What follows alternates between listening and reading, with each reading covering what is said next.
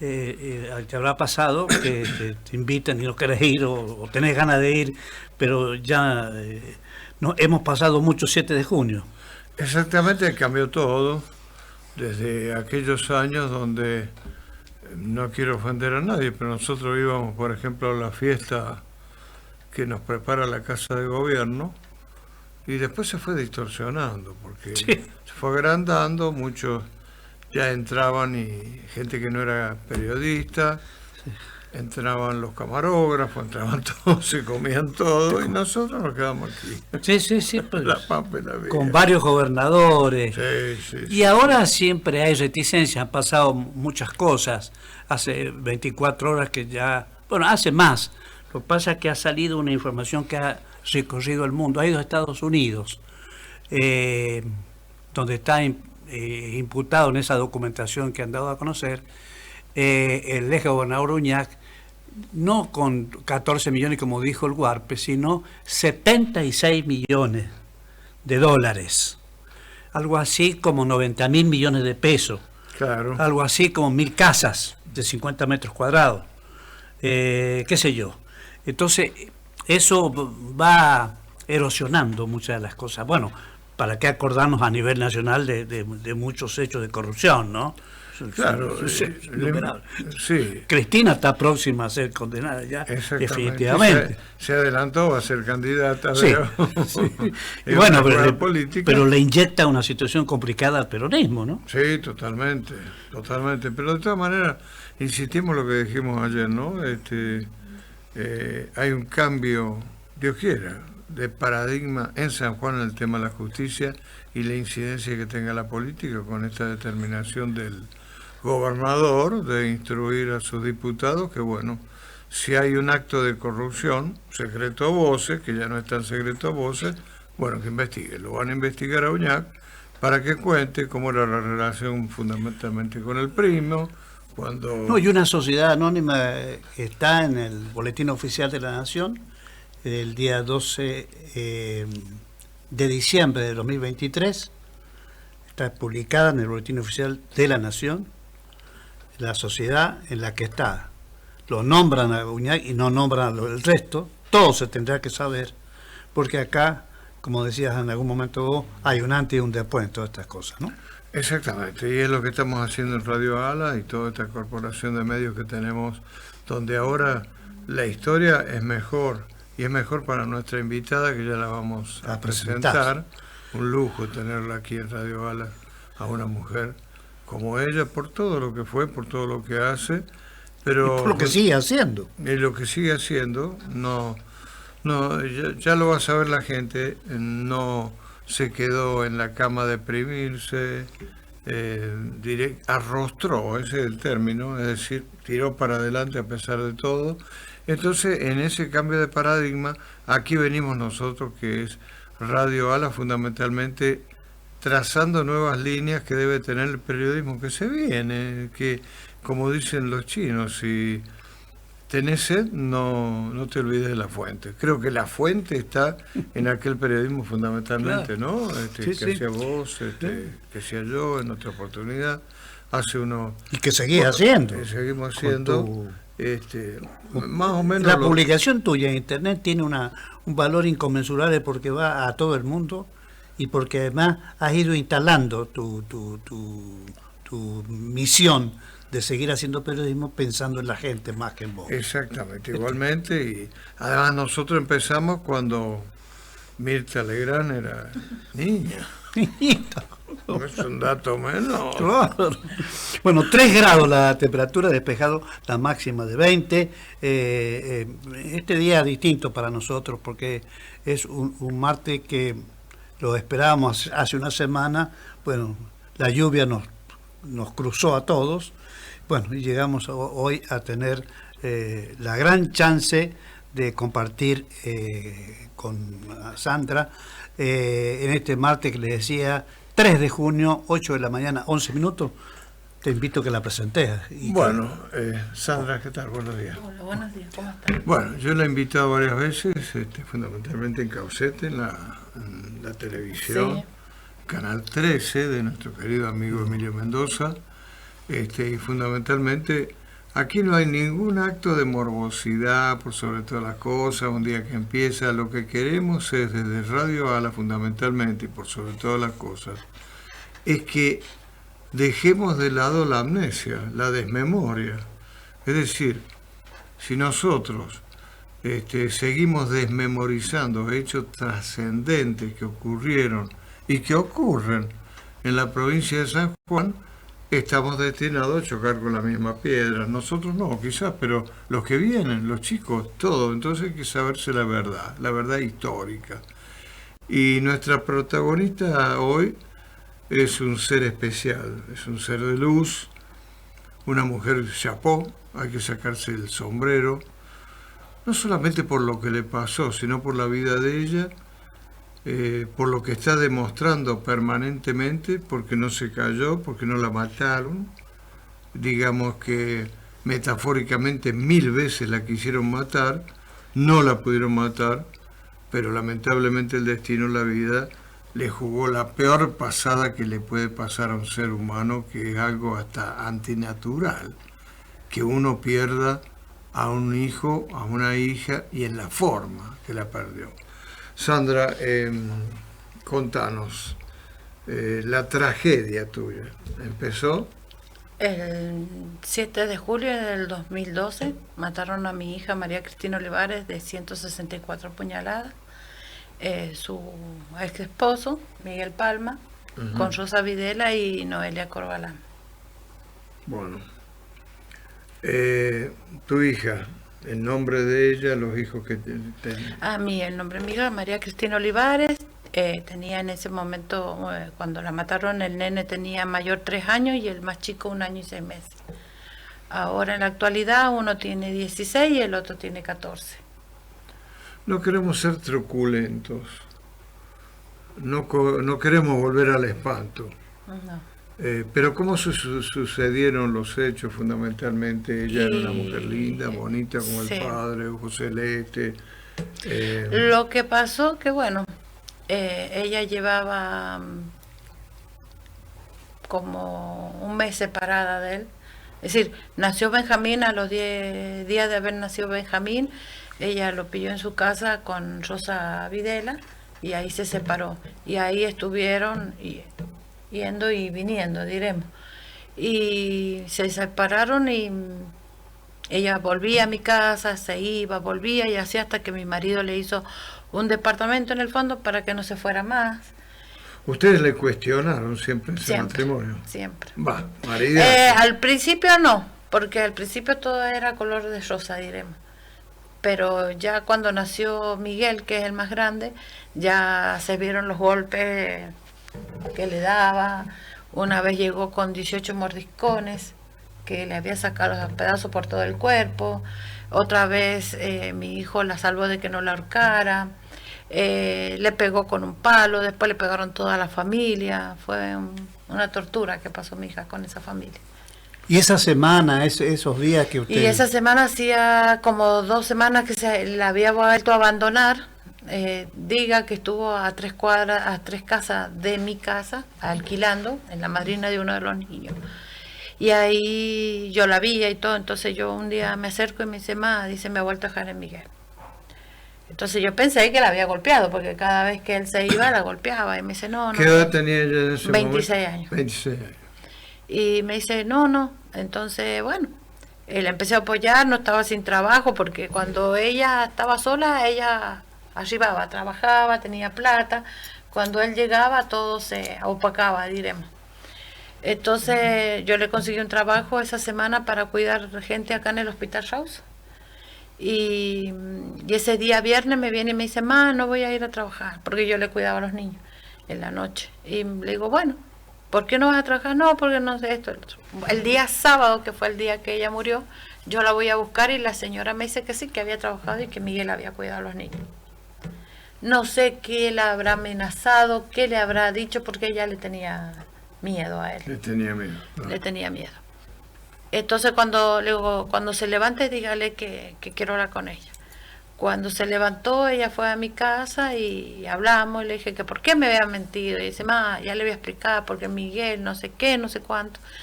y me dio a los niños para que yo se los bañara, porque tenía un cumpleaños, y ella en la casa de la señora estaban de carneo, y le estaba ayudando.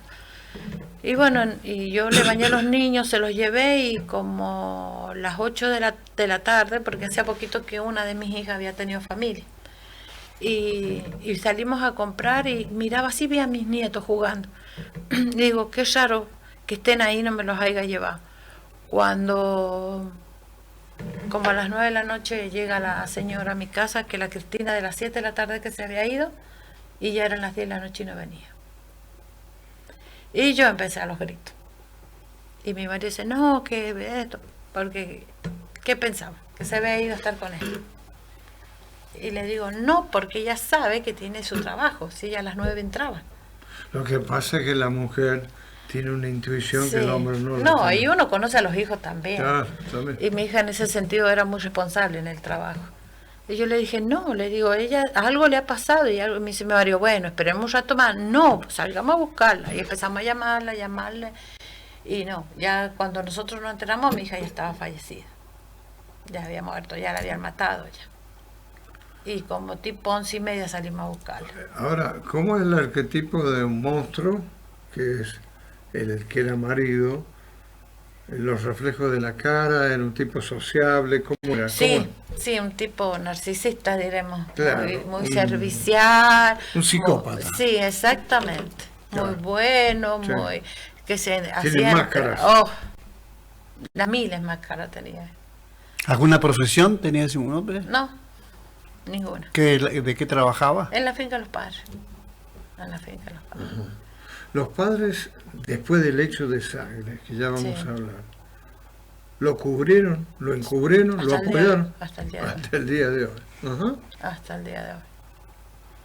Bueno, Casi con la complicidad, ¿no? Mucha. sí. Porque si tuviéramos 10 programas para estar acá, todo lo que tengo que contar y lo que hemos, porque Claro. todo lo hemos deducido nosotros, no porque ellos se sentaron a juicio y ellos nunca hablaron. Ellos nunca dijeron el motivo, ni Está cómo bien. fue, ni nada. Bueno, enterada, el shock, Sí. el sí, hecho de sangre. sí. ¿Cómo se comportó el Estado? ¿Cómo se Mal. comportó la policía? Mal, porque a ver. Por Estamos hablando de la empezar, policía, sí, de la justicia, por claro. empezar, cuando yo fui, ahí nomás salimos a buscarla, mire hasta el respeto que tuvimos nosotros. Nosotros fuimos a buscarla hasta la casa de Miguel, pero nunca tocamos, nunca entramos porque conocíamos a esa gente. Sabíamos que podía tener alguna reacción, de llamarnos la policía, un montón de cosas, porque sabemos lo que es esa gente. Entonces pasábamos nada más, pasábamos. Y pasábamos porque a mí me digo, vamos por la Rosa Videla, pasábamos. Porque yo a mí se me había puesto que algo había pasado mal. Mal. Y fui a la policía y le dije que nunca me voy a olvidar, era uno peladito que me atendió. Entró para adentro, me dice, no, ¿A qué policía? a la cesta de Villa Krause. Ajá, a la secta. La calle Boulevard Sarmiento. Claro, Sí. pues a nosotros nos corresponde esa comisaría. Ujú. De las 6 para acá nos corresponde esa Al comisaría. lado de la municipalidad. Exacto. Y fui y dice, pero bueno, si se ha ido con el padre, los niños deben estar ocupados. Y le digo, no, porque ella tiene un trabajo y la gente ha ido a buscarme porque ella no se ha presentado al trabajo y mi hija es muy responsable en ese sentido. Mi hija, aparte le digo, este hombre le ha amenazado, le ha pegado, le dije de todo, como... Y me dice, no, dice, a ver, entró para adentro, no tardó ni 10 minutos y sale y dice, no, no está ni en la morgue, no está en el hospital, no es nada, vaya a buscarla donde ha ido. Pero perdón, ¿ahí no radicó la denuncia usted? en la No sala? me dejaron, ¿Por qué no dejaron? me dijeron que fuera el otro día. Tenía que pasar una cierta hora para denunciar. No, eso no debe ser así. Pasa que al otro día venía otro personal. seguro. Bueno, nosotros todas las noches anduvimos buscándola, hasta por los canales andábamos buscándola.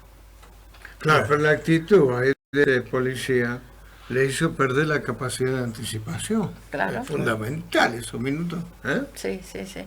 Y al último, como tipo 6:30, nos llegamos y andábamos con mi marido, mis hijas y mis 6:30 nietos de la mañana. de la Toda la mañana. noche anduvimos. Toda la noche, Con los niños atrás del auto, con colchas ahí, porque eran tan chiquitos que no se querían quedar. Ajá. Y entonces no le encontrábamos y a las 6:30 llegamos. Antonio descansó 1 hora, yo arreglé las cosas y qué sé yo, me busqué el documento y me fui a la policía porque me dijeron que al otro día fuera. Y fui con su documento y justo llegué y había una persona muy buena que era el oficial Domínguez. Oficial Domínguez. Sí. Él me dice, ¿qué es lo que necesita, señor? Le digo, miren, pasa que mi hija dice, dame las llaves. Y él me llevó en el patrullero hasta la casa de Miguel Palma. Cuando llegamos a la casa de él, salió Miguel, que venía pálido. Mi marido estaba conmigo, pero él no quiso ir para no hacer problemas allá. Claro. Me dice, andate vos, yo me quedo con los niños, yo iba en los brazos con Benjamín, nada más que tenía 1 año y 6 meses. Llegamos allá y él dice, sí, doña Sandra, dice, ¿qué anda buscando a la Cristina? Yo no había dicho nada todavía. Él le digo, sí, ¿dónde la tenés? No, dice, sí, quedó de venirme a buscar y no vino. Le digo, Miguel, ¿dónde tenés la Cristina? ¿Qué le hiciste? No, nadie, ya viene la hermana, que se llama Estefanía Palma, que es la tercera hermana de él, está una hermana él y después sigue esta niña. Y dice, bueno, dice, ¿qué tanto venía a hacerte la matona acá? Dice, anda a buscar la moto y la vas a encontrar a ella. Entonces ahí el policía se puso en alerta. Y dice, mira, no te muevas de acá. Y la madre y el padre iban y venían en la finca de la calle 7 y Lemos. Ya se ven enterados ellos. Es que ellos habían participado. Sí. De ahí nos subimos al auto y dice, ya. Y ahí nomás, ya, vos te movés de acá, estás haciendo fuga, así que te quedas acá. Entonces, me subo al auto, se sube el auto él, no, y le dije, que aparezca y bien, porque vos sabés lo que Antonio es. Y vos sabés lo que significa nuestra hija para nosotros. Así que, más vale que no le hayas hecho nada. Me subo al auto con el niño y vamos dando vueltas y yo le toco la mano al policía, le digo, él algo malo le ha hecho a mi hija. ¿Y si es que no la ha matado? No, señora, sí. ¿No ve cómo están todos ahí? Algo ha pasado. Y si nosotros nos vamos, a él se lo lleva. Perdón. ¿Te vio a poner una custodia? Nos quedamos. Se quedaron. Nos quedamos hasta que vinieron y se lo llevaron. Quiero decir algo de El contexto. Sí, pero fundamentalmente la filosofía dice que la mujer se divide, no es naturaleza humana, es una naturaleza femenina y una naturaleza masculina. Y en el caso de la naturaleza femenina, como decía Kant, a priori tiene una capacidad de anticipación, es decir, como que el hecho ya lo tenía incorporado en su ser. Es una cuestión muy femenina, es decir, hagan lo que hagan, yo ya sé lo que ha pasado. Sí. Y de ahí nos quedamos ahí hasta que vino un patrullero y se lo llevó. Ajá. Y de ahí nos fuimos a casa de Rosa Videla. Rosa Videla, que vive la amante. La amante, que vive en la Vía Nacusi, donde yo me he criado, en Pocito. ¿Usted la conocía a ella? Sí, de vista, porque cuando yo salí de haberme casado con Antonio, ellos llegaban a la villa. Fuimos ahí porque está a 2 cuadras de mi casa paterna. Llegamos y estaba el hermano, que es el que estuvo preso, Antonio Videla, y salió y dice, sí, dice, vengo a buscar a Rosa Videla, necesito hablar con ella, y lo hizo entrar. Yo me quedé en el auto. Y el hermano y el padre se quedaron como cambiando el aceite de él y me miraban. Él decía que si hubiera sabido que lo que había hecho la hermana, sí sabía, nos hubiera avisado. Estaba a tiempo que yo estaba sentada en el auto para decirme, mire señora, no busque más, ha pasado esto y esto. Si él tiene su conciencia tranquila, ¿no? De allá sale el policía y me dice, vamos, porque aquí hay gato encerrado. Y luego, aquí va a pasar lo mismo, si nosotros nos vamos. Así que volvió a llamar a la policía y se la llevaron. No sé por qué, pero nosotros llegamos primero y yo Antonio... ¿A ella no la viste a ella? No. Ella no salió. Ella supuestamente entró el policía y le dijeron que no la conocía, que no sabía quién era, cuando que ya le había echado 2 veces el auto encima, ya 2 veces le había pegado. Claro, negó todo. Llegamos me bajo, me meto con Antonio y le dice el oficial, venga, dice, vamos a hacer como desaparición, que la denuncia. La denuncia. Sí. Yo me quedo afuera de la comisaría con mis nietos y mis hijas y lo traen a él, porque no sé por qué él no llegó en el momento, lo deben haber dado vuelta, no sé. Llega él y al ratito llega ella. Cuando ella va entrando a la policía, se larga una carcajada y se ríe de mí, y yo tenía a mis 2 nietos en los brazos. Y la policía, una que la traía, le pegó un cachetón. Dice que de qué te reí. Y la metieron para adentro. ¿Fue una carcajada natural? No, no, diabólica diremos. Claro, a eso quería llegar. Y de ahí mi marido... Es decir, había un diablo ahí. Sí. Un diablo. Cuando a mi marido le estaban haciendo lo de desaparición de mi hija, lo estaba haciendo el oficial Domínguez, se levanta él porque lo llaman, y ahí ha sido que encontraron a mi hija. ¿A dónde la encuentran? En la calle 7 y Callejón Picón. ¿A dónde es eso? ¿Y quién se habrá? Vidar Vidal. llega a 7, dobla para arriba, Ajá. como yéndose para Costa Canal. Sí. El primer callejón se llama Picón, apenas dobla así en un baldío. Ahí lo deja. Ahí no hay nadie. Nada, no hay nada. Tirada en el piso. Sí, con los pantalones bajados como disimulando una violación. Ah, hicieron una escena Sí. ahí. Sí, sí. Y se ve que le informaron que la habían encontrado al oficial Domínguez. Entonces, como estaba Miguel, estaba Rosa, estaba todo ahí, era como que si Antonio se enterara iba a haber una bomba ahí. Entonces le dijeron que se fuera, que apenas supiéramos el informe, o sea, saber algo de mi hija, nos íbamos a... Entonces se viene. Nos venimos, en el auto nos venimos a mi casa, y mi marido no se quedó ahí. Porque mi marido tenía una sospecha de que cerca de la casa de ella había habido una fábrica, una bodega, y pensaba que en ese pozo la habían tirado. Y dice, vamos, porque a mi hijo le decíamos Chulo nosotros, vamos Chulo, dice que yo creo que está ahí. Mi hijo en ese tiempo tenía 17 años, y se fue con mi hijo, y yo me quedé sola con los niños. Al ratito llega la señora de donde ella vivía llorando que mi hija la habían encontrado ahorcada, supuestamente. Y yo le decía, no, mi hija ahorcada no. Suicidio no. No. Y me dice, ¿pero qué me ha dicho? ¿Por qué? Porque donde la encuentran a mi hija, un poco más allá, vivía una amiga mía que la hija de ella iba con mi niña a la escuela. Y ella le dice, Jessica, pregunta si está la Cristina, porque me parece que la que han encontrado acá es la hija de la Sandra. ¿Fue rápida la investigación a partir de ese momento? No. ¿Costó mucho? Mucho. Y la hizo mi marido la investigación. ¿Por qué hubo esa resistencia por parte de la policía? Que Plata. Plata. Porque los Palmas tienen comprado porque ya ahí es de allá de Posito, de la séptima. Él necesitaba algo, un asadito, cualquier cosita. Mi hija iba a hacer las denuncias allá porque le correspondía allá, y le decía, andate, ya te vas a amigar con él. Hasta que yo al último, ella ya tenía hasta una orden de que él no se acercara a ella. La empezamos a hacer acá en la sexta.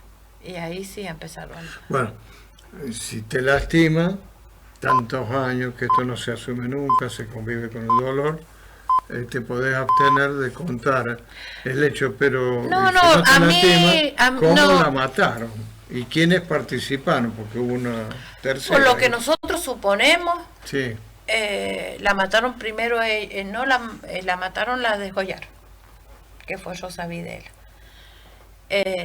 Por lo que presume, lo que la policía dice que ha sido en la 7 y Vidar, la misma 7 y Vidar, y en la misma 7 y Vidar no puede ser, porque en la misma 7 y Vidar, donde ellos suponen, hay una villa.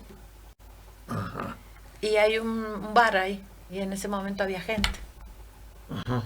Y donde ellos vivían, porque ya no viven ahí, había un escampado. Nosotros pensábamos que él han metido al auto, a la camioneta, y la han matado ahí en la camioneta. ¿Por qué? En la parte de atrás de la camioneta. No, porque era una camioneta de estas que es adelante y atrás nada más, no sé, como un sendero puede ser. Ajá. Puede ser. Sí, Una sí. chiquitita de esas. Sí, sí. La citaron, a él la citó para que supuestamente ella venía, lo buscaba y se la llevaba a mi casa donde vivía mi hija para que cuidara, y mi hija se iba a trabajar. Sí. Pero mi hija entraba a las 9, él a las 7 de la tarde la llamó. Y que apurate porque mis papás se van y no puedo quedar. Entonces, y como él tenía la coartada de que tenía el brazo quebrado, usó también a Rosa Videla para, no digo que es una santa, porque no es santa, pero él manipuló a las dos para que una y la otra se tuvieran odio, porque él usaba a las dos. Y bueno, y ahí, y después...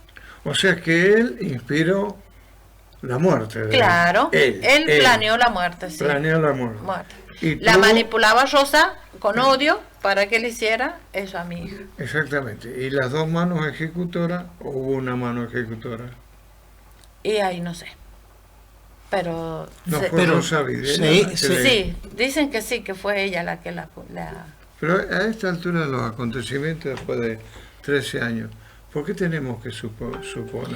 Y porque no hubo investigación, porque ellos no hablaron, nunca... ¿Por qué no hubo investigación y por qué hay reclusión perpetua? Porque hay un vínculo. Porque mi marido buscó testigos, porque supuestamente mi hija en una camioneta pasó y la vio, y oh, qué casualidad que el que la vio, el que la encontró, era un primo de él. Y resulta que, bueno, a mi hija la matan, en la camioneta la llevan a mi hija atrás de la camioneta con la moto, ya muerta mi hija tardó agonizando supuestamente la forense 45 minutos. La subieron atrás de la camioneta, que es una camioneta bajita con la moto, y tomaron por la misma Picón, yéndose hacia la calle 8. Sí. 8 y Picón, y ahí llegaron a la 8 y doblaron como para salir otra vez a la calle esta, la Vidar.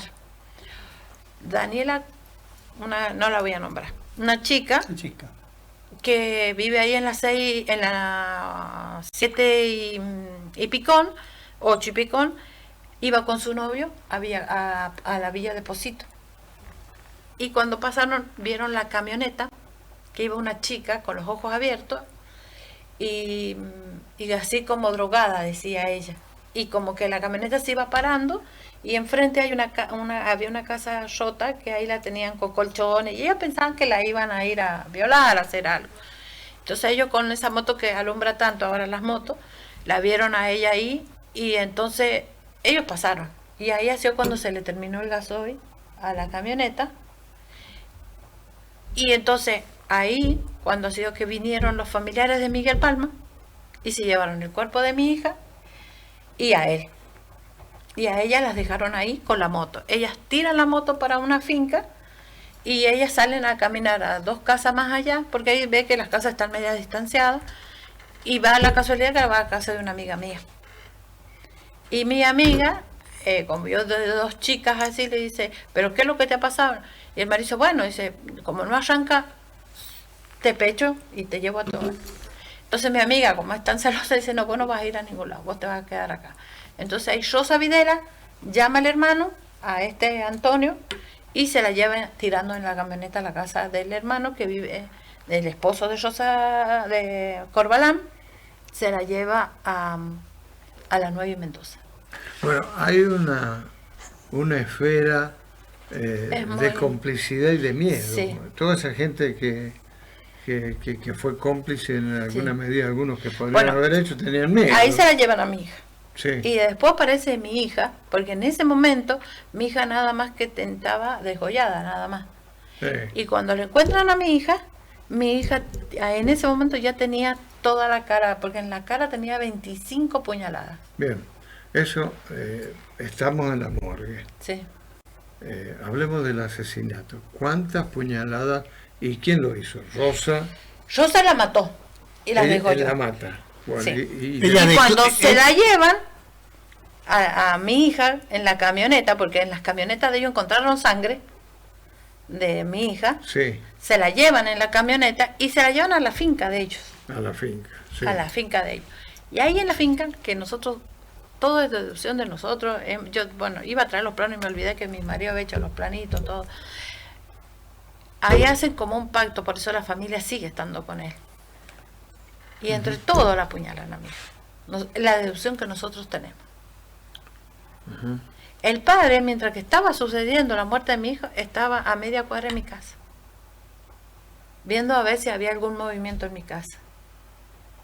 Esto hablemos de una escena diabólica. Sí, porque, sí, porque ellos son diabólicos. Claro. La familia Palma en sí, Son diablos. Sí. Son espíritus inferiores, Sí. pero estamos hablando de una mamá que lo que está contando, lo que vio, lo que sucedió, Sí. sin apoyo de nadie. No, todo lo hicimos. Salvo de Domínguez, de este... Sí, él fue el único que nos ayudó un montón. Ellos, los imputados en esto, negaron siempre... Nunca hablaron nada. Nunca hablaron Nunca. nada. ¿Y cómo se llega a la conclusión de la sentencia? ¿De qué manera? ¿Por qué? Porque Antonio averiguó y cuando a las 6 de la mañana una señora ha pasado por esa zona donde estaba mi hija tirada, no la había visto. Después otra señora pasado a las 8, tampoco estaba. A las 9 tampoco estaba. Y se supone que ella estaba desde el primer momento que se perdió ahí. Entonces todos esos testigos nosotros los llevamos. Y después lo vieron al padre de Miguel por la calle 8 y ¿cómo se llama esta? Sí, por la 8 llegando a la Costa Canal. Yo me imaginaba que la iba a tirar porque llevaba algo en la camioneta tapado con una lona. Y como estaba cortado el agua, ha venido y la ha tirado ahí. Porque él ha sido el que la ha tirado, el padre de Miguel. Hay un tercero, una tercera persona. Sí, ¿Qué? Corbalán. ¿Qué papel hacía? A ver. Nada, estar ahí con ella porque la cuñada la quiso involucrar en esto. Porque si está de arriba ella, porque ella no mató, ella no hizo nada, estuvo en el hecho. Bueno, y se comió... Sí. ¿Era una injusticia eso? No sé, porque si ella sabía lo que iban a hacer, no va. Ajá. Se prestó. O sea que no fue campana, nada. No, se prestó, le gustó, quiso. Bueno, el amor... Porque usted no va a hacer nada... No, por supuesto. Así que la obliguen. Y encima, a mi hija, cuando la encuentran, ¿quién la reconoce? La mamá de él y la hermana, la que me dijo a mí de la camioneta. Bueno. Que además Sí. no tiene no está facilitado para nada a llegar a la conclusión de la sentencia, porque los testigos, en este caso los Sí. responsables, han negado todo siempre, o nunca quisieron declarar. Pero después fueron los teléfonos. Ahí está, ahí Se qué pasó. investigaron los teléfonos. Y a él en todo esto él no se encontraba. Y como nosotros con mi marido estábamos día y noche y salía un expediente y lo pedíamos, salía otro expediente y lo pedíamos, y lo leíamos y lo mirábamos y acá, hasta que encontramos un número de teléfono que estaba siempre ese número de teléfono. Con tan buena suerte cambiaron el juez, porque estaba Zavalla Pringle, y nosotros encontramos muchas irregularidades con él. En el testimonio de esta chica, de la que la vio a mi hija, cambiaron todo. Y entonces Antonio dice, mire, yo he ido y he hablado con la chica y me ha dicho que ella ha dicho esto, porque el que arma la causa es el secretario, que se llamaba Sebastián. Entonces habló con Sebastián y dice, mire, si ustedes no me llaman otra vez a la chica y que va a estar con mi abogada y que va a decir lo que tenga que decir. ¿Y quién fue el juez que tomó en vez de Zavalla Pringle? Benito Ortiz, un amor. Él nos citó cuando él se puso en el coso de mi hija y dice, a ver, ¿qué es lo que tienen? ¿Qué es lo que piensan? ¿Qué es esto? Y Antonio dice, investigue este número, investigue este número, investigue este número, hasta que lo investigaron y ahí salió todas las charlas. Y por ese número de teléfono lo pillaron, amiga, porque él iba a salir libre. ¿Hubo repercusión nacional? Sí. Sí. Y después de un año y 7 meses fueron a mi casa a decir que se presentara a mi hija para ver si Miguel Palma la seguía golpeando. Y mi hija ya estaba en un cajón. De terror. ¿Vino algún medio nacional a hablar con ustedes? Sí. ¿Qué? El de Telenoche Investiga. Que estaba Laura Santillán y María Laura Santillán. Ajá, y Santo Biasati. Santo Biasati. Ajá. ¿Y qué Y también es el que ahora está, que habla así, ¿cómo se llama? ¿Mujer o hombre? Hombre, que estaba en Telefe y ahora está en América. Ah, Mauro Zeta. Mauro Zeta. Mauro Zeta. Mauro Setti. Siempre nos hacía reportajes. ¿Y qué recordás, qué repercusión entre ellos, qué decían ellos cuando vieron este espanto? Y estaban asombrados de la crueldad que habían tenido. Bueno, ¿Le ha quedado algún testimonio, Sandra, de las cosas que han hecho los periodistas de Buenos Aires, algo que le hayan dejado como testimonio al trabajo de ellos, o fue directamente entrevistas? No, entrevistas nada más. Entrevistas. Vamos a hacer una pausa, Juan sí, Carlos? sí, sí. Vamos a hacer una pausa, Tony.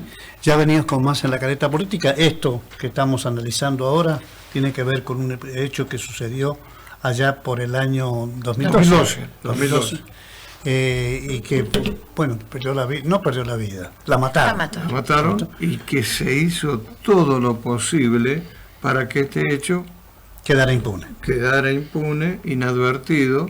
Inclusive, fíjense ustedes lo que decían los periodistas de Buenos Aires, sorprendidos, asombrados por la crueldad.